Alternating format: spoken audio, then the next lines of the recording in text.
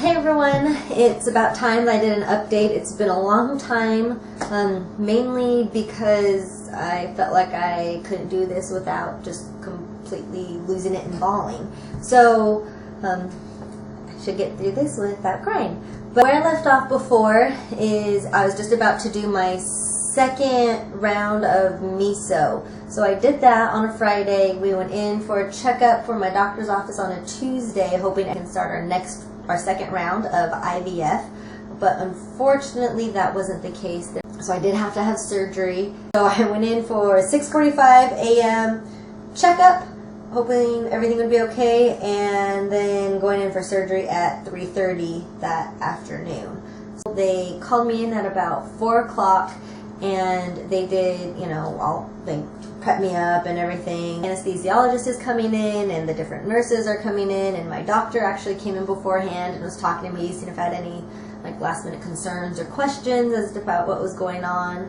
Last thing I remember is saying goodbye to my husband, leaving the pre-op room. So I don't even know what the OR looks like. I don't even remember the hallway of the pre-op room. And next thing I know, it was either right before 7 o'clock or right before 8 o'clock is when I woke up. For the surgery, I hope that you don't have to go and have that surgery.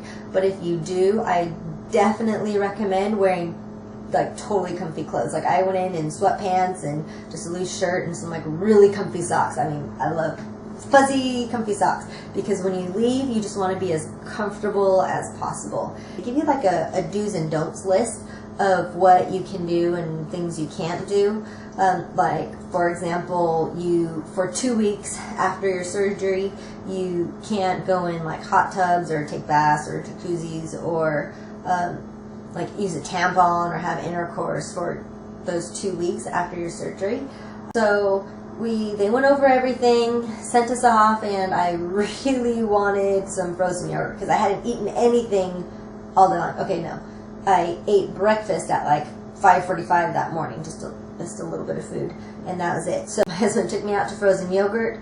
I almost wasn't going to finish it because I was feeling nauseous, but I was able to get it down. We did that. We got home probably around 9:15 that night, and the rest of that weekend I just took just for recovering. As far as tips and things, just keep up on your pain meds if you need them. Make sure to take them with food, and just really relax and let your body rest. You got dilated and you have to heal. And I was actually curious as to how they actually do that, the procedure. And so I was looking online, and then I asked my doctor afterwards in my follow-up appointment that was later on.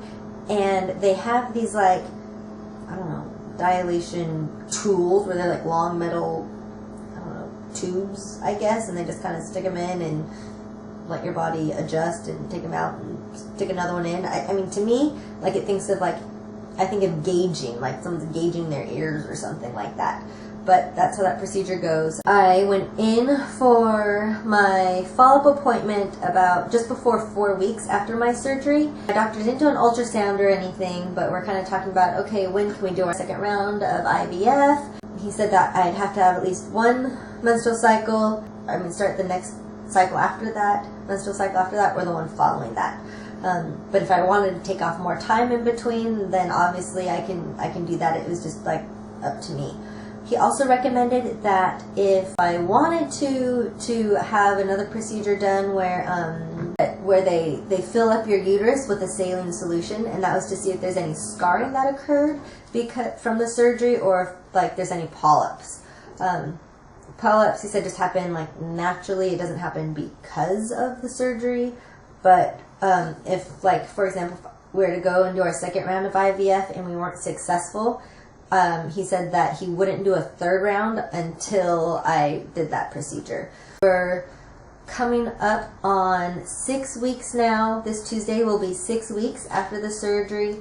And my doctor said that normal menstrual cycles get their period from 4 to 6 weeks after the D&C. But I have PCOS, and my period is totally irregular. It could be 30-something days or 60 something days. He says if it goes too long, then to call and I'll have a prescription to get my menstrual cycle starting up again. Just kind of waiting and to let my body completely heal before we start our second round of IVF. We stopped the progesterone injections on the 17th of February, and oh my gosh, I still have bruising. Not on my right side, but on my left side. And it's, I don't know, it's been just barely over 2 months, but I still have bruising on that. So it's like tender if you touch it. I don't really feel it when I'm walking, but if I like jog, I can feel it. So that's something else that's been going on. Pretty much that's been going on since we stopped the progesterone shots. But yeah, that's about it. And I hope everyone is doing well and wish you guys luck on your pathway to baby. Alright, talk to you later. Bye. And something else that recently, that my husband found this video that has kind of helped me out. It's by Maddie and Tay, and it's called Fly. So I'll put a link down there, and I really encourage any of you who are struggling with infertility and it just hasn't gone as you want it to just listen to this song. Hopefully it'll touch your heart like it did mine. Alright, take care you guys. Bye.